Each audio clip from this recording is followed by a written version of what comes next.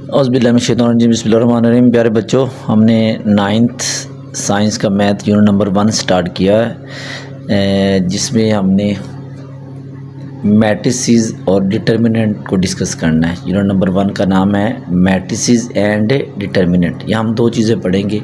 अब इस पे कुछ डेफिनेशन है, वो आप समझ लें। मैट्रिक्स क्या होती है? उर्दू में से कालब कहते हैं। A rectangular array of a real number enclose within bracket is said to form a matrix. ये है कि क्लोज ब्रैकेट के अंदर रियल नंबर को लिखना, इसको हम कहते हैं मैट्रिक्स। ठीक है जी। मैट्रिक्स को हम डिनोट करते हैं कैपिटल लेटर ABCD और इस ब्रैकेट के अंदर नंबर को लिखते हैं। ठीक है जी। अब यहाँ ना मैट्रिक्स के अंदर दो चीज़ें होती हैं। एक होता है हॉरिजेंटल, जैसे ये लाइन है ना, ऐसे ये हॉरिजेंटल को हम कहते हैं रो।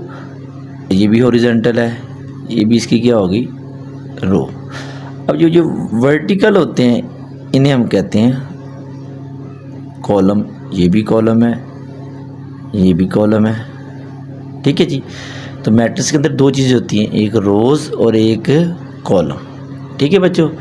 अब है ऑर्डर ऑफ अ मैट्रिक्स की होती है, इसे उर्दू में कहते हैं कालब का मर्तबा।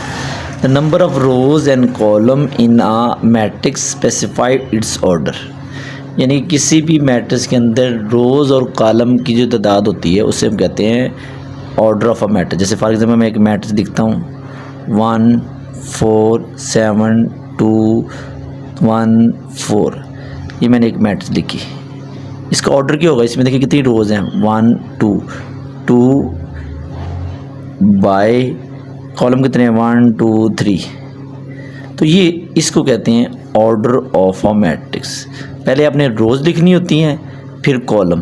तो ये डैश लगा के बाय लगाना होता है, फिर डैश लगा के 3। तो इसे कहते हैं ऑर्डर ऑफ अ मैट्रिक्स। ठीक है बच्चों। आगे इक्वल मैट्रिसेस क्या होती हैं? Let A and B two matrices, then A is said to be equal to B and denoted by A equal to B if and only if order of a matrix A equal to order of matrix B, the corresponding elements are equal। ये क्या होते हैं? Example एक समझ लें जी। जैसे मैं आपके सामने एक मैट्रिक्स लिखता हूँ जी 4 5 3 2। ठीक है ना। एक B मैट्रिक्स लिखता हूँ 1 + 3 2 + 3 1 + 2 1 + 1। इसका ऑर्डर है जी 2/2। इसका ऑर्डर इसको ऐड करेंगे तो 4, इसको ऐड करेंगे तो 5, इसको ऐड करेंगे तो 3, इसको ऐड करेंगे तो 2। इसका ऑर्डर भी है 2/2। तो ये मैट्रिक्स A और B कब इक्वल होंगी? जब इन दोनों का ऑर्डर सेम। तो पहली कंडीशन होगी कि इसका ऑर्डर भी 2/2 है, इसका भी ऑर्डर 2/2। दूसरा है there corresponding element are equal. यानी पहला अगर यहाँ 4 है तो इधर भी 4 होना चाहिए, यहाँ 5 है तो ये दूसरा भी 5, ये तीसरा 3 है तो इधर भी 3 होना चाहिए, ये चौथा 2 है तो इधर भी 2 होना चाहिए। Corresponding element are equal. ठीक है जी। ये हमारी होगी 3 डेफिनेशन। इनको बच्चों अच्छी तरह आपने याद करना है। ठीक है जी। अब हम करते हैं एक्सरसाइज 1.1 स्टार्ट। 1 में है जी exercise 1.1। Question number 1, find the order of a following matrix. ये एक मैट्रिक्स है 2 3 1 5 6। इसका ऑर्डर बताना है। देखिए जी कितनी रोज़ है, 1 2 और कॉलम कितने हैं 2। हम लिखेंगे ऑर्डर 2/2। बस ये इसका आंसर है।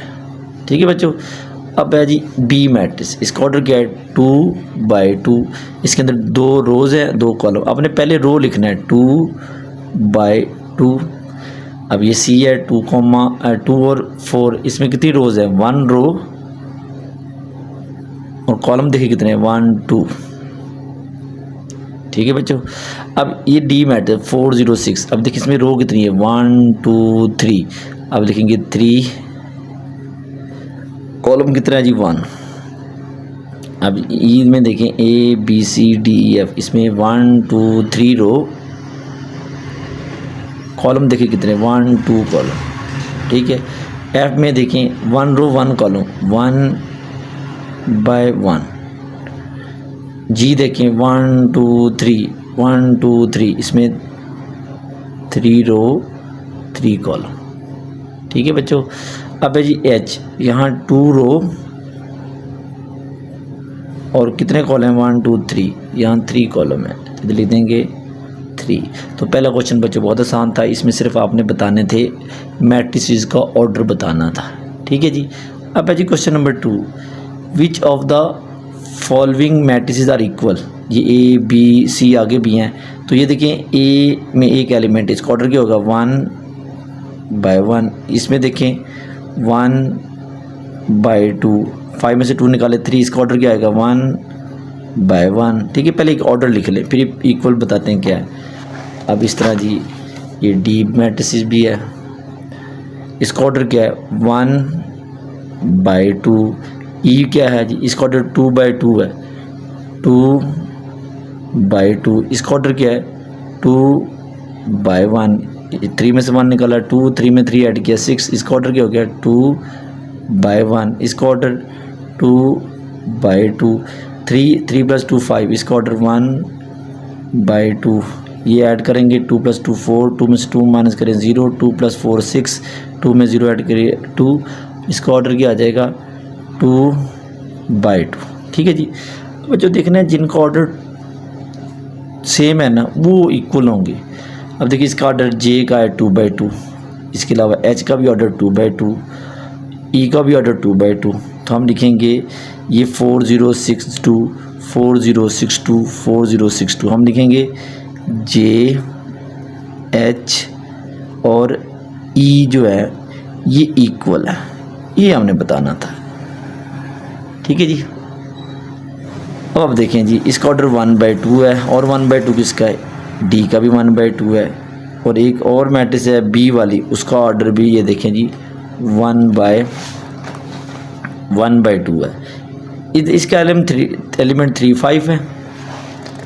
इधर देखिएगा इसका एलिमेंट क्या है 5 3, इसका एलिमेंट क्या है 3 5। तो जो आई और जो बी है ना ये इक्वल है, हम लिखेंगे बी इक्वल टू आई, क्योंकि ये जो है ना डी ये ऑर्डर तो सेम है लेकिन एलिमेंट पहला 5 नहीं है, यहाँ हमें चाहिए पहला 3 दूसरा 5 चाहिए। इसके बाद हमारा ऑर्डर 1/2 का हो गया। इसके बाद 2/1 देखें किसका है जी, ये 2/1 है 2 6 और 2/1 क्या है जी का। तो एफ़ और जी हम कह देंगे इक्वल है, एफ़ और जी दो इक्वल है। ठीक है बच्चों। अब सारे हो गए 2/2 भी हो गया, 1/2 हो गया, 2/1 भी हो गया। अब 1/1 अब देखिएगा जी ए और सी का ऑर्डर 1/1 है और एलिमेंट भी 3 है, तो हम लिखेंगे ए इक्वल टू सी। लो जी बच्चों ये हमारा ना क्वेश्चन नंबर 1 और 2 कंप्लीट हो गया। ठीक है जी। अब लास्ट क्वेश्चन है जी, ये क्वेश्चन इम्पोर्टेंट है जी शॉर्ट क्वेश्चन के लिहाज से। Question number 3, find the value of a b c and d which satisfy the matrix equation. ठीक है ना, ये a + c a + 2b c - 1 4d - 6 = 0 - 7 3 और 2d। दरमियान में इक्वल का साइन है, इसका ऑर्डर क्या है 2/2, इसका ऑर्डर क्या है 2/2, इसलिए हम इसे कह सकते हैं a + c जो है a + c = 0। ठीक है। और सेकंड वाला a + 2b किसके इक्वल होगा -7 के। इस तरह c - 1 = होगा 3 के और 4d - 6 होगा 2d के। ठीक है बच्चों। अब इनका नाम दे देने आपने, इसका नाम इक्वेशन 1, इसका नाम इक्वेशन 2, इसका नाम इक्वेशन 3, इसका नाम इक्वेशन 4। ठीक है बच्चों। अब हमें इन चारों इक्वेशन को सॉल्व करना है और सॉल्व ऐसे करना है कि जिसमें जैसे इसमें ए और सी 2 है, इसमें ए और बी दोनों हैं, इसमें सी अकेला है, इसमें सिर्फ डी है।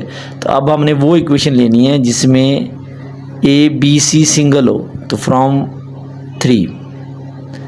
अब मैं ये पहले लिखूँगा c - 1 = 3 -1 इधर आगे हो जाएगा जी +1, तो c + 3 + 1 कितना होता है 4, तो ये c की वैल्यू आ गई। हमने फाइंड करना था a b c d, तो हमारे पास एक वैल्यू आ गई। ठीक है बच्चों। अब लिखेंगे फ्रॉम 4 में देखें 4d - 6 = 2d, 2d को इधर ले आए 4d - 2d, ये -6 इधर आ गया +6, 4d में से 2d निकाले 2d रह जाएगा। अब हमें d चाहिए, तो तो 2 इधर मल्टीपल हो रहा है, इधर आके डिवाइड हो जाएगा, d इक्वल टू क्या आ जाएगा 3। तो लो बच्चों ये हमारे पास ना 2 वैल्यू आ गई।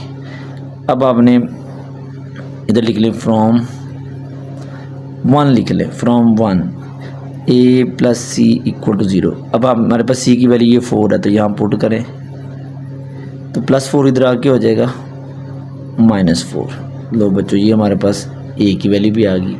अब रहेगी हमारे पास इक्वेशन 2। अब लिखेंगे फ्रॉम 2, अब 2 को लिखें a plus 2b equal to -7। अब a की वैल्यू क्या है -4, b की हमने वैल्यू फाइंड करनी है। -4 इधर आगे हो जाएगा, -4 प्लस 4, -7 प्लस 4 -3। 2 इधर मल्टीप्लाई हो रहा है, इधर आके हो जाएगा डिवाइड। तो ये बच्चों हमारे पास ना a b c और d की वैल्यू आ गई। ठीक है बच्चों, ओके जी। नेक्स्ट एक्सरसाइज में मिलते हैं जी, अल्लाह हाफ़िज़।